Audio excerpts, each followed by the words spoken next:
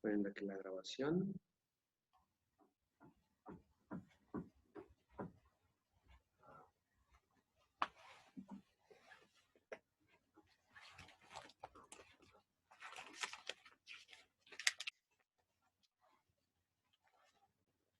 Y pues bueno, vamos a iniciar con la presentación. Si ustedes ven que se conecta alguien más, me avisa para pues agregarlo al grupo. Pues como les comenté, hubo cambios en digamos, en el programa. Básicamente, el cambio fue que en lugar de discutir algunos textos sobre economía conductual, donde íbamos a ver el tema de preferencias sociales, etcétera, pues me pareció que era más apropiado tratar un poco la aportación de Karl Polanyi, que es un historiador y un antropólogo de la economía bastante importante. Y además conecta muy bien con las últimas partes que vamos a ver en el curso, relacionadas a, por un lado, lo que se le llama el efecto sustitución de normas sociales por normas de mercado, que eso es algo que se ha estado tratando incluso con evidencia experimental, desde perspectivas también filosóficas, desde visiones de filosofía política también. Y bueno, Karl Polanyi ayuda mucho a establecer esos vínculos entre los temas de racionalidad y los temas también ético-morales, que era la última parte del curso. Recuerden que este curso está dividido en tres partes. La primera parte es temas metodológicos, la segunda parte son modelos de elección racional, agente racional y tomas de decisiones. Y luego finalmente la última parte sería pues problemas éticos, políticos y sociales de la economía. Entonces, como vamos a ver, Karl Polanyi es una excelente bisagra entre estos temas, en particular los temas de racionalidad y los temas ético-morales. Pero bueno, como ya les he comentado antes, en realidad en la economía todo está mezclado con todo, incluso temas metodológicos también ellos mismos tienen, digamos, asuntos morales, ¿no? Entonces, bueno, ahí les voy a ir comentando. Ahí no sé por qué no avanza.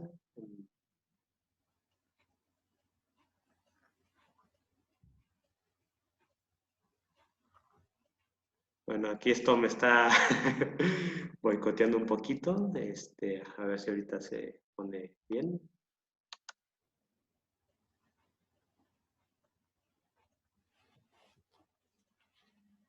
No sé por qué no me... Bueno, pues les voy comentando lo que se arregla esta cuestión.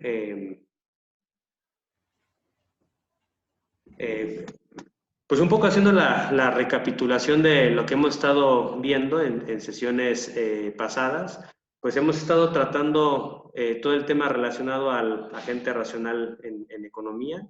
Hemos estado tratando, pues, cómo la economía se ha convertido en una ciencia cada vez más formalizada, más matematizada. Vimos que hay diferentes nociones de agente racional. Y bueno, dentro de estas perspectivas, bueno, aquí ya como que me bloqueó, pero bueno, sí alcanzan a ver la diapositiva, ¿no? Bueno, mostramos cómo la noción de agente racional tuvo un proceso de creciente simplificación, de creciente exageración. Desde la época de Adam Smith, pues digamos, desarrolló una visión de agente racional. En Adam Smith la visión que existía era de un ser humano con una psicología que a su vez tenía un comportamiento que estaba situado en un contexto social. En Adam Smith era clarísimo que los agentes racionales estaban situados en clases sociales y estas clases sociales a su vez estaban, digamos, en una interacción compleja, donde había también pues, elementos políticos de correlación de fuerza, etcétera, etcétera. También vimos que en Adam Smith pues, estaba esta perspectiva de que el comportamiento económico también respondía a otros elementos que no eran nada más el puro interés propio, sino también la empatía, el tema relacionado a las costumbres. En la teoría de los sentimientos morales, para Adam Smith, digamos, la economía se ve como una prolongación de la filosofía moral. Entonces él tiene una visión bastante, por decirlo así, holista, compleja, y esa visión, conforme fue avanzando el siglo XIX, se fue simplificando cada vez más. Vimos como en John Stuart Mill se hace una omisión de los aspectos que no son relacionados al interés propio. Se hace una omisión de los aspectos culturales, morales, y más bien lo que se intenta retener en el análisis puramente económico es la idea de que los agentes pues, tienen un cálculo costo-beneficio, donde buscan elegir los mejores medios para alcanzar fines. ¿Y cuáles son estos fines? Pues es tener lujos, vivir bien y trabajar poco, ¿no? Entonces, digamos, esta es la perspectiva que con John Stuart Mill se empieza a desarrollar, porque él integra lo que sería la corriente utilitarista con el análisis económico. Entonces, él lo que hizo fue abrir posteriormente las puertas, como lo vimos en otras sesiones, a proyectos como el de William Stanley Jevons, que lo que hizo fue intentar la matematización de la economía, construyendo por vez primera funciones de utilidad, donde ya la utilidad se busca formalizar en términos matemáticos. Se busca, digamos, definir a nivel matemático ciertas funciones de utilidad para posteriormente intentar resolver esas ecuaciones por medio de un cálculo diferencial para encontrar los puntos máximos y mínimos que maximizan la función de utilidad. Entonces, en ese sentido, para lograr generar esta noción de agente matemáticamente manipulable, se hizo una serie de exageraciones de rasgos que tiene el ser humano, en particular la noción de racionalidad, la noción de cálculo, la noción de procesamiento de información, de capacidad de memoria, etc. Todos estos rasgos se fueron cada vez exagerando más y distorsionando más, incrementando la parte racional del ser humano. Y entonces, bueno, todo esto se hizo para poder darle una forma matemática al comportamiento económico y convertir, digamos, la economía de ser una ciencia esencialmente política, esencialmente ética y, digamos, vinculada a la historia, en una disciplina muy parecida a la ingeniería, ¿no? Un poco el proyecto que había detrás, pues era convertir la economía en una especie de física social, donde se trataran las variables puramente económicas, haciendo omisión de los aspectos sociales, culturales, históricos, etc. Si ustedes revisan, por ejemplo, el título que tiene el libro de de León Balras, que es uno de los principales impulsores de la llamada revolución marginalista, el libro se llama Tratado de Economía Política Pura. Y, digamos, él está entendiendo por puro esa situación donde se retienen del análisis los elementos puramente económicos, ¿no? Y luego se les da una forma matemática. Y de fondo lo que había en esa época era intentar emancipar la economía de la política, como vimos en diferentes sesiones pasadas, ¿no? Vimos cómo este autor que se llama Jeffrey Hodgson narra todo el proceso histórico mediante el cual la economía se fue olvidando de la historia, ¿no? En su libro How Economics Forgot History. Entonces, en ese proceso, el paradigma de cientificidad, como vimos, era la física newtoniana, y bueno, hay un proceso de matematización que durante todo el siglo XX se sigue radicalizando y se sigue radicalizando y se sigue radicalizando. Entonces, la historia de la noción de agente racional durante todo el siglo XX, al menos en la corriente principal de economía, es la radicalización de la matematización, ¿no? La economía se va convirtiendo en una ciencia cada vez más matemática, cada vez más pura, y la noción de agente se vuelve cada vez más dura, ¿no? Vimos como autoras como Mary Morgan hablan de una caricaturización de la caricaturización de la caricaturización, ¿no? Y vimos cómo la noción de agente racional alcanzó al menos hasta ahora su máximo punto de caricaturización con la noción de expectativas racionales que se impulsó ya en los años 70 del siglo XX, ¿no? Entonces, bueno, aquí, digamos, esa es la tendencia en la corriente principal de la economía. Y otra de las tendencias que también hemos mencionado es que la teoría de elección racional, además de formalizarse en términos matemáticos, cada vez más, digamos, rigurosos, busca también la universalización de ese modelo a diferentes aspectos sociales.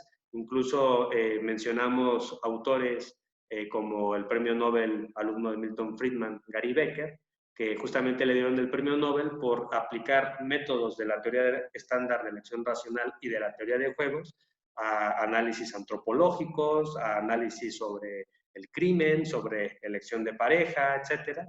Y digamos, esa universalización posteriormente fue conceptualizada por los propios seguidores de Gary Becker como una tendencia imperialista de la economía, donde ellos textualmente dicen que están colonizando otras ramas del saber social porque esas ramas no son ciencia, porque no siguen los métodos newtonianos, no siguen los métodos matematizados, no tienen capacidad de predicción y en cambio ellos sí lo tienen. Entonces lo que están haciendo es, digamos, en cierto sentido, colonizar otras ciencias, la sociología, la antropología, la psicología, etcétera, y convertirlas en verdaderas ciencias, ¿no? Esa es la tendencia que tiene el mainstream economics.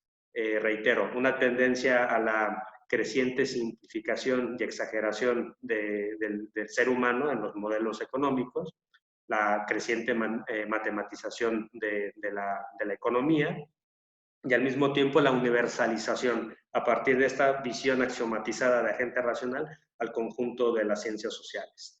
Pero esta visión, digamos, se criticó desde hace mucho tiempo. Aquí a lo largo del curso hemos visto cómo un premio Nobel de Economía, Herbert Simon, desde los años 40, desde los años 50, inicia una crítica bastante fuerte a la noción de agente racional. Particularmente, él se centró en criticar la parte de racionalidad, no tanto la parte de interés propio, sino más bien la parte de racionalidad. Como hemos dicho ya en varias ocasiones, digamos, los dos grandes pilares de la noción de agente racional es que se dice que la gente es, digamos, alguien que se mueve esencialmente por intereses individualistas propios, que busca satisfacer, digamos, sus propios intereses, por eso se habla de interés propio, para contraponerlo al desinterés, ¿no? A las acciones altruistas, a las acciones colectivas, al interés comunitario. Digamos, los economistas exageran la parte de que todos actuamos por interés propio, ¿no? Y bueno, hay una construcción histórica de todo esto desde el siglo XVII con Mandeville, que él hablaba de la fábula de las abejas, donde él decía que cada quien, siguiendo su propio interés, va a generar un bienestar común. Esa visión, digamos, posteriormente la menciona Adam Smith de paso, cuando habla de la mano invisible, pero quien realmente teoriza el tema del interés propio como algo que es socialmente bueno es Mandeville. Y él lo que dice en la fábula de las abejas es que cada quien siguiendo su propio interés sigue vicios privados, pero esto nos lleva a virtudes públicas, ¿no? Según esta visión de Mandeville. Y él pues se pone a defender una especie de ética de los mercados. Pero bueno, Herbert Simon no critica tanto esa perspectiva, sino que más bien él está criticando el exceso de capacidad de cálculo racional, de procesamiento de información, de capacidad de memoria, etcétera, y desde ahí surge su proyecto de racionalidad acotada. Pero bueno, desde Simon, que se inicia esta crítica a la noción de racionalidad económica, como esta capacidad de cálculo, él inicia una tendencia de reincorporar otra vez a la economía elementos psicológicos, elementos de las ciencias sociales como la sociología, la antropología, la historia, y entonces se vuelve otra vez, digamos, hacia una visión más clásica de la economía, donde el ser humano se entiende más como un ente más complejo, con múltiples, digamos, motivaciones, que son, digamos, más allá del interés propio, ¿no? Entonces, ese es como el panorama, ¿no? Digamos, por un lado, tenemos esta tendencia a la creciente idealización, a la creciente universalización de la noción de agente racional, homo economicus, y por otro lado tenemos una tendencia al rechazo a esa noción y que se busca más bien generar una perspectiva naturalizada del agente racional, tomando en serio evidencia psicológica, evidencia experimental, evidencia también basada en simulaciones computacionales y también evidencia de otras ciencias sociales. Entonces ahí, digamos, se avanza en otra tendencia contrapuesta, donde como vimos inicialmente en este curso, la economía no es esta reina de las ciencias sociales que le dice a las demás lo que deben de hacer, básicamente, ¿no? Sino que más bien es una especie de humilde aprendiz de las otras ciencias sociales, como lo planteaba Euskal Inaki en el primer texto que vimos. Un poco haciendo la recapitulación para tener también claro qué significa en este contexto la economía neoclásica. La economía neoclásica, digamos, es esta corriente que surge a finales del siglo XIX y parte de un individualismo metodológico, que es algo que ya hemos explicado en sesiones anteriores. Hay diferentes maneras de entender el individualismo metodológico. Una de ellas, que es la que se asume en la economía neoclásica, es que se parte de lo que, digamos, se parte de individuos, ¿no? Se parte de individuos aislados, de individuos que tienen, digamos, un interés propio y una racionalidad ilimitada, una racionalidad perfecta. Parte de lo que Marx llama robinsonadas, es decir, individuos que no están en relaciones sociales, sino que ya están dados, ¿no? Son individuos que no están condicionados por su entorno social, sino que simplemente son personas que tienen capacidades de elección, que pueden decidir y que tienen preferencias. Entonces, partiendo de esos dos supuestos estructurales, como les llama John Elster, el agente tiene, digamos, un interés propio, una racionalidad ilimitada, y eso nos permite construir funciones de utilidad. Estas funciones de utilidad tienen una serie de parámetros que, dependiendo de los intereses de investigación de cada agente, de cada investigador, se van definiendo, ¿no? Y se va haciendo más grande o más pequeño la función de utilidad. Después se calcula con derivadas parciales, ¿no? El punto es que estos comportamientos tienen que ser coherentes con una serie de axiomas que también hemos revisado en este curso. La noción de axiomatización del agente racional viene de la teoría de juegos, de Morgenstern y de von Neumann, ya digamos en los años 40, en los años 50. Y aquí lo que interesa es generar una posibilidad para aplicar matemáticas que sirvan para optimizar, ¿no? Entonces aquí el concepto clave es optimización. Y ese concepto se refina hasta mediados de los años 40, mediados del siglo XX. Entonces, bueno, estos axiomas de elección racional es el de completitud, el de transitividad, el de independencia y el de la continuidad. Ya lo hemos mencionado en sesiones anteriores, que todo esto nos permite generar pues, funciones de utilidad y tal, ¿no? Posteriormente, en la economía neoclásica, lo que se hace es desarrollar una teoría del productor y una teoría del consumidor, donde ambos son agentes racionales y ambos tienen funciones de utilidad y ambos, digamos, son coherentes con los axiomas de elección racional, etc. Y la idea es que, por un lado, tienes la teoría del productor, tienes la teoría del consumidor, que te dice qué elecciones va a hacer el agente. Y bueno, aquí me marca que se va a acabar la sesión en 10 minutos. Es que creo que no se actualizó una cuestión aquí, pero bueno, ahorita yo les voy a volver a enviar el correo para iniciar la sesión. Y bueno, el tema es que hay una noción de equilibrio de mercado. Y esta noción de equilibrio de mercado se formalizó por medio de esta perspectiva de lo que se llama la caja de Edgeworth, donde básicamente se tiene a dos agentes con funciones de utilidad y cada una, digamos, tiene curvas de indiferencia. Aquí el punto es que en esta perspectiva lo que se trata de formalizar son los puntos de equilibrio. Por ejemplo, aquí donde estoy señalando con el cursor, son los puntos donde la función de utilidad tanto del agente A como del agente B, es decir, un productor y un consumidor, van a, digamos, a generarse, ¿no? Entonces, en esa perspectiva, esta visión es la que está detrás de lo que sería el equilibrio general.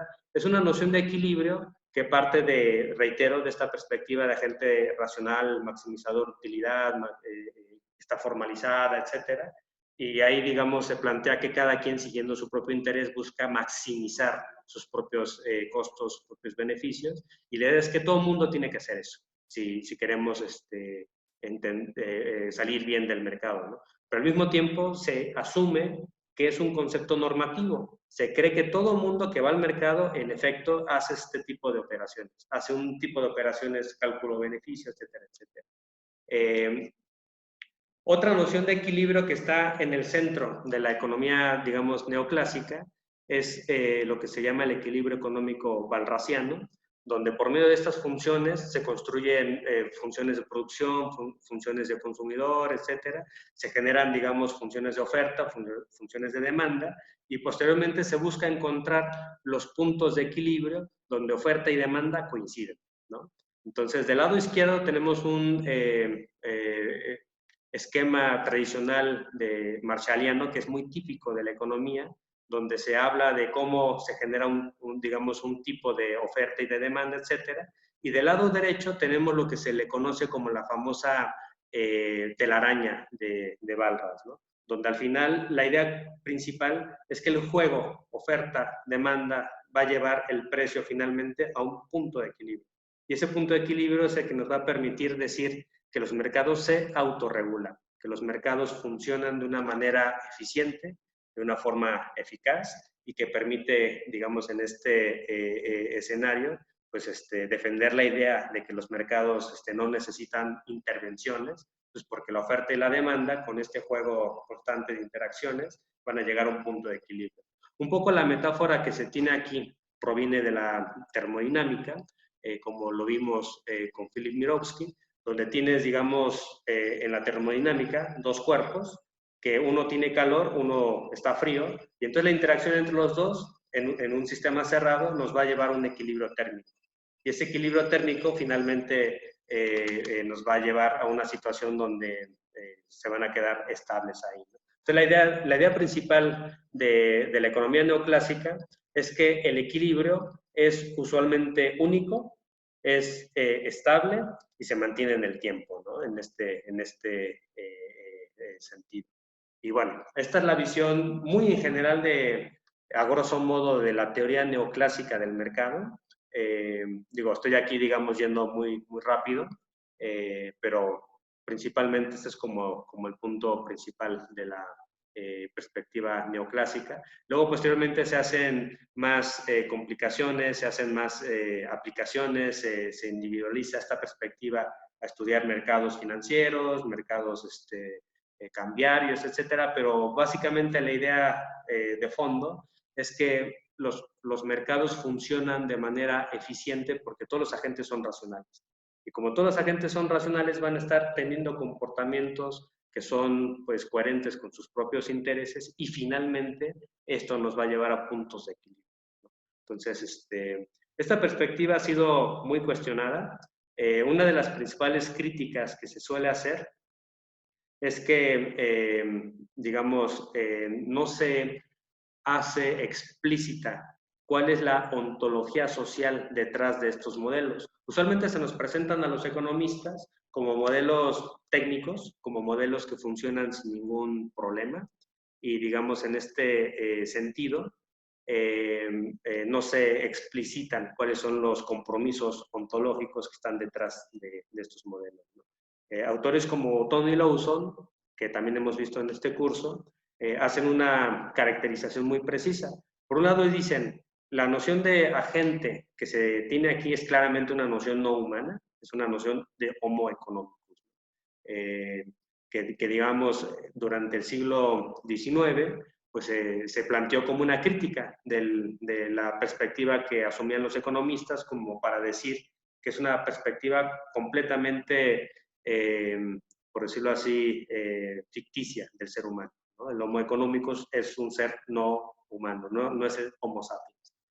Por otro lado, la noción de causalidad que se tiene detrás de estos modelos suele ser una noción de causalidad muy determinista, donde, digamos, el evento A va a generar el evento B, el evento B siempre, digamos, de manera lineal, ¿no?